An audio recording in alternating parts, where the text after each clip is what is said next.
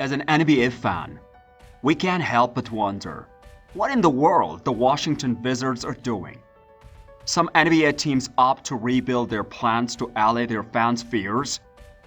This distinctive way of managing a franchise, which offers a sense of stability for a fan base and even a vision for the future, might be for the other cities but not for Washington.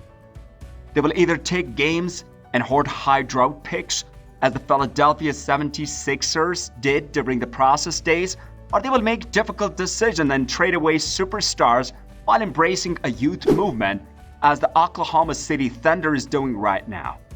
In today's video, we will talk about why players are avoiding the Wizards. If you want to support us, hit the like button. Simply tap the subscribe button. Let's get into it.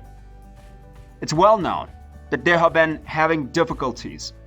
They haven't been seriously competing for a while. And over the years, they've consistently behaved in ways that end badly for them. The Wizards have often started their seasons with a flourish, grabbing the interests of fans and pundits and making them question if this is the year they finally make the transition to being a legitimate contender. Unfortunately, they have repeatedly fallen short of the early season hopes and have instead returned to the mediocrity that appears to be their fate. So how did the Wizards end up in this situation? Let's investigate. Make a deal with Beal. It's crucial to remember that a number of factors, including the Wizards organization and star player Bradley Beal, can be blamed for their problems. It's no secret that when a player and a team sign a new contract, there's always a chance the player will eventually be on the trade market. But in this instance, we can state with certainty that Bradley Beal won't let that happen. First, Beal, who is approaching his 30s, is still due hundreds of millions of dollars. Is therefore unlikely to become a more valuable trade asset and more marketable. Beal became the 10th player in NBA history to have no trade clause up to the Wizards fully enacted one for him. LeBron James is one among the players on that roster. Tim Duncan, David Robinson, John Stockton, Dirk Nowitzki, Carmelo Anthony, Kobe Bryant, Dirk Nowitzki, Dwayne Wade.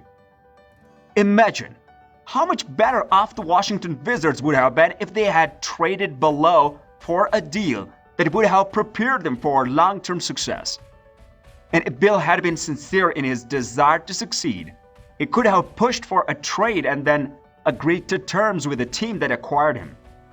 However, the Wizards' quest for a few home playoff games has unavoidably resulted in wasted opportunities for Beal and the club as a whole. Naturally, Beal was well aware that very few organizations, if any, would be ready to invest $250 million in him. Few athletes of his caliber would ever be willing to commit to them, just as Beal knew the Wizards knew. All the time, Beal did. Although the player and the team are a match made in basketball haven, everything is not peaches and rainbows. This marriage is absolutely errant. The Washington Wizards and Bradley Beal have a long-term relationship. Step through, high elbow. That time it's an offensive foul. Edwards, left hand, off glass.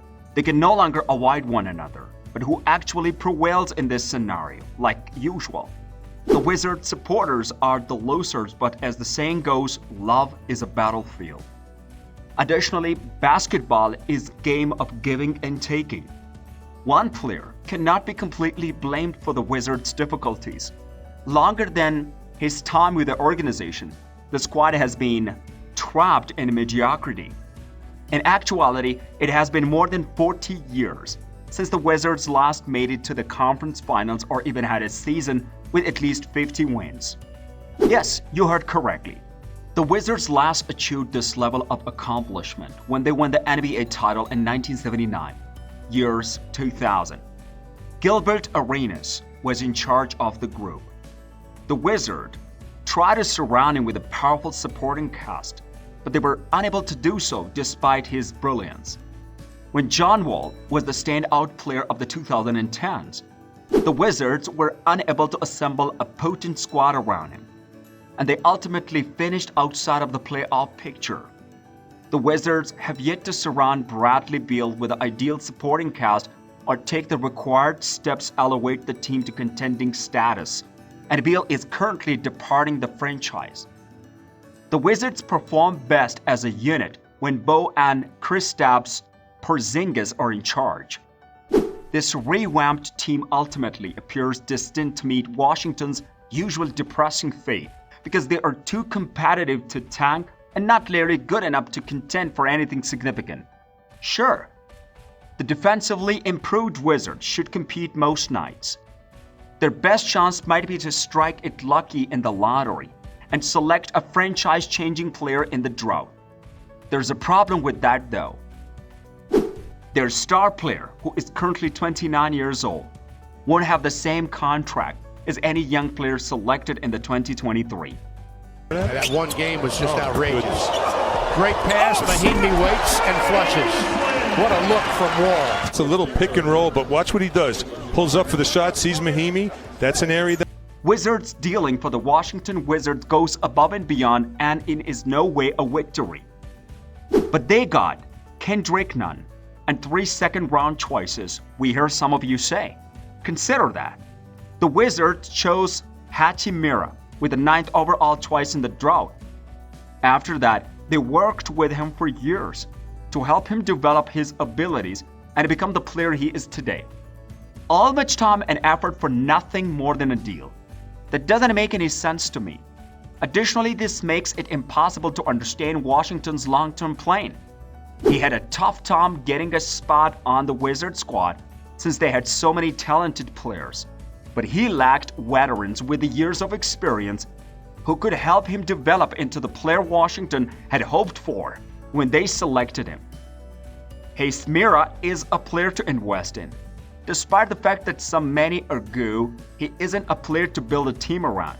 Additionally, Wizards haven't recently done that. The final draught pick that the Wizards used to secure a contract extension, that would be Otto Porter Jr., who was selected in the second round of the NBA draft almost 10 years ago in 2013. Let's take a look at the first round picks that the Wizards have made since then in 2014 when they made the trade to acquire Senator Marching Gortat in 2015. They originally selected junior Kelly Oubre in the draught, but then made a trade for senior Trevor Arreaza in 2016. They acquired Markieff Morris through a trade in 2017.